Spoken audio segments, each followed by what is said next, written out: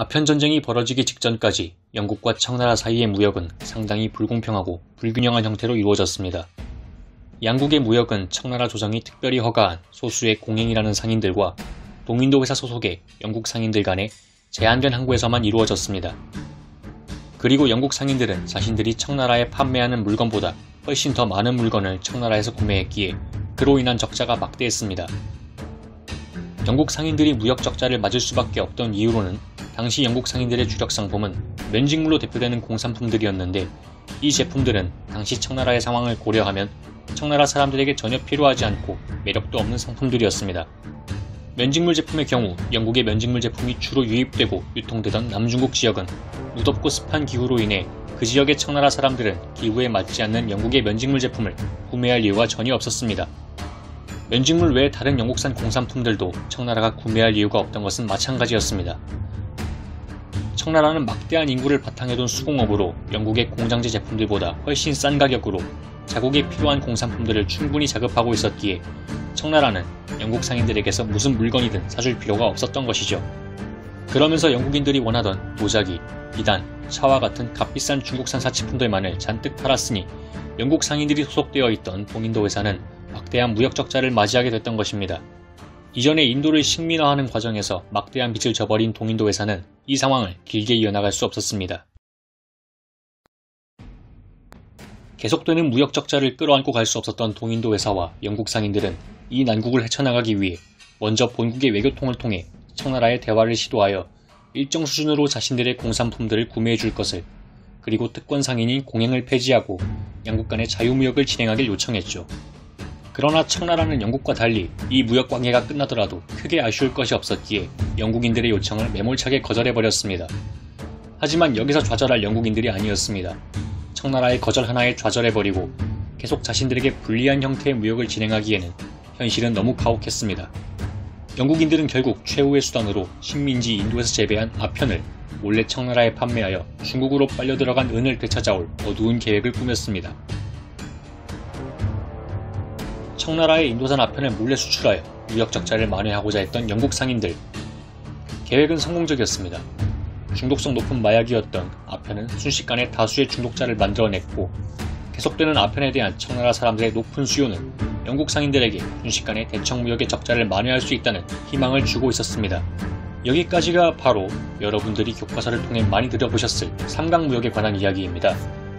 하지만 기존의 교과서에서 설명하는 삼각무역에 관한 내용은 심각한 오점이 하나 있는데요. 그것은 바로 아편을 중국에 판매하는 주체가 인도로 되어 있다는 것입니다. 사실 아편 미수출을 주도한 것은 당시 영국의 인도 식민지 통치기관이었던 동인도 회사였습니다. 이 실상을 모르고 기존 교과서에서 설명하는 내용만 보면 인도가 마치 악당처럼 보일 수 있죠. 이 영상을 봐주시는 분들께서는 부디 이 내용을 잘 기억하셔서 잘못된 역사로 인한 억울한 피해자가 생기지 않게 해주시면 좋을 것 같네요. 바로 앞에서 말씀드린 것처럼 너무나 억울한 인도에서 재배한 아편을 잔뜩 팔아 무역 적자를 만회하고자 했던 영국 상인들. 하지만 꼬리가 너무 길면 잡히는 법이죠. 갑작스럽게 구름처럼 불어난 남중국 지역의 아편 중독자들과 어느새 물새듯이 영국에게로 은이 흘러들어간 정황을 목격한 당시 청나라의 황제 도광제는 조사단을 보내어 누가 감히 신성한 청나라에 아편이라는 몹쓸 물건을 풀어놓았는지 찾아내도록 지시했습니다. 그리고 얼마 지나지 않아 범인이 잡혔죠. 아편을 팔아 무역 적자를 만회하려던 영국의 검은 술수를 알아낸 청나라. 청나라는 아편 문제의 담당자로 임칙서를 보내 우선 영국인들이 판매하던 아편 상자를 전량 몰수했습니다. 이전에 청나라에서는 아편의 확산 문제를 두고 이것에 어떻게 대응할 것인가를 여러 방향으로 논의했었는데, 결국 아편을 금지하는 것으로 결정을 내린 바 있었습니다. 결단을 내린 청나라 조정은 아편에 대해 매우 강경한 태도를 유지 중인 임칙서를 보냈고, 임칙서는 아편 무역을 진행하는 영국 상인들에게 목숨을 위협하기까지 하며 아편 전량을 몰수하여 모조리 불태워버렸습니다. 재산이었던 아편이 빼앗기고 불태워진 데다가 목숨까지 위협받은 영국 상인들. 이에 영국의 상인들은 본국에 도움을 요청했습니다. 그리고 본국은 반드시 자신들을 지원할 것이라 믿었죠. 그러나 영국 본국에서는 애초에 아편 무역을 통해 적자를 만회하려던 상인들의 태도에 회의적이었고, 청나라와의 무역이 차단됐을 때의 손해가 더 막심했기에 처음에는 상인들의 편을 들지 않았습니다. 그러나 청나라와 아편을 판매하던 영국 상인들 간의 갈등은 점차 심해져만 갔고 마침내 임칙서가 마카오와 광둥에 거주 중이던 영국인들을 모두 내쫓으려고 하자 이에 위협을 느낀 영국 상인들이 스스로 자국의 상선이었던 로열 섹스노를 공격해 청나라 해군을 자극하여 로열 섹스노를 공격한 자신들을 공격하게 했고 이것이 도화선이 되어 청나라와 영국 간 최초의 해전이었던 천비해전이 벌어졌습니다. 이 해전에서 화력이 지나치게 덜 떨어졌던 청나라 해군은 영국 해군에 압도적으로 패배했고 이 해전을 통해 도민도 회사와 영국 상인들 그리고 영국 본토의 주전파들은 청나라군의 나약한 실체에 대해 파악하여 자신감을 얻었고 청나라가 자국민의 생명과 재산을 위협한다는 명분을 내세워 의회에 청나라 원정에 대한 안건을 발의하고 투표로 이를 통과시켜 마침내 청나라에 대한 전쟁을 준비하기 시작했습니다. 청나라에 대한 전쟁 준비를 끝내고 모여든 영국군. 이미 일전에 천비해전으로 청나라의 실상을 파악한 영국군은 청나라군을 제대로 깔보며 자신들의 승리를 확신했습니다.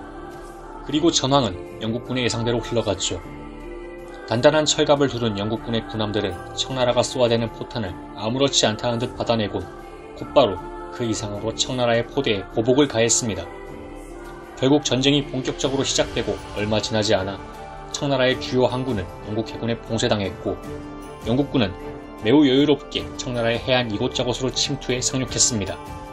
그리고 여러 전투를 거쳐 상하이를 점령하고 대운하의 주요 거점 도시 중 하나인 진강 역시 점령한 뒤 양치강을 거슬러 올라가 곧 난징에 당도하게 됩니다. 이미 난징에 영국군의 선두가 보일 무렵 청나라 군대는 대부분이 압도적인 화력 차이로 인해 완전히 격파당했고 대부분 전의를 상실한 상태였죠. 특히 강남 지역이 개발된 이후 그 가치가 갈수록 높아지고 청나라 때에는 이미 강남 지역뿐 아니라 중국 대륙 전체의 심장부와 같았던 난징이 함락될 위기에 처하자 청나라는 자신들이 깔보던 서양 오랑캐와 굴욕적인 협상을 하지 않을 수가 없었습니다.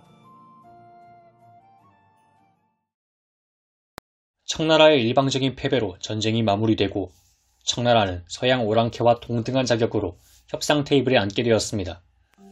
그 내용은 위대한 청나라에 있어서 상당히 충격적이었죠.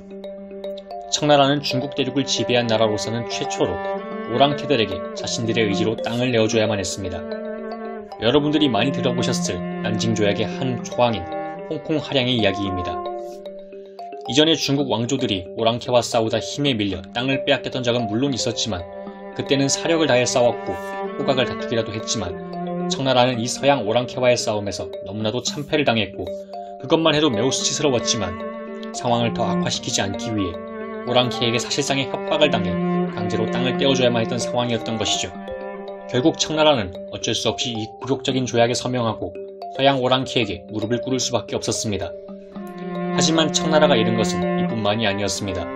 홍콩 할양 외에도 청나라는 기본적으로 영국의 2100만 달러 상당의 막대한 양의 배상금과 위자료를 지급해야 했고 광저우 항구 외에도 4개 항구인 샤먼, 푸저우, 닝고, 상하이의 항구를 개항하고 서양 국가들과의 무역을 독점적으로 행하던 특권 상인인 공행을 폐지하여 향후 양국의 무역 상황은 영국에 압도적으로 유리해졌습니다.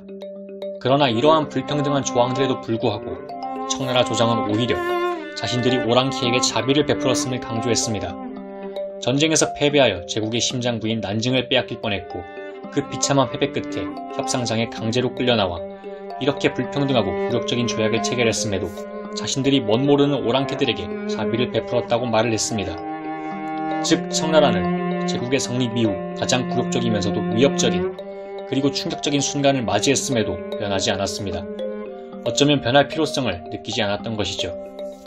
아편전쟁을 통해 일부 관리와 학자들은 서양 문물의 우월성을 인정하고 그것을 배워야 함을 주장했지만 황제를 포함한 대다수의 완고한 고관들은 그렇게 생각하지 않았습니다. 결국 청나라는 게으름의 대가로 이후로도 서양 열강들의 몇 차례나 굴욕을 당한 후 뒤늦게서야 그들의 기술을 받아들이려 했으나 때는 이미 늦어 청나라 황실의 종말을 고하게 되고 말았습니다.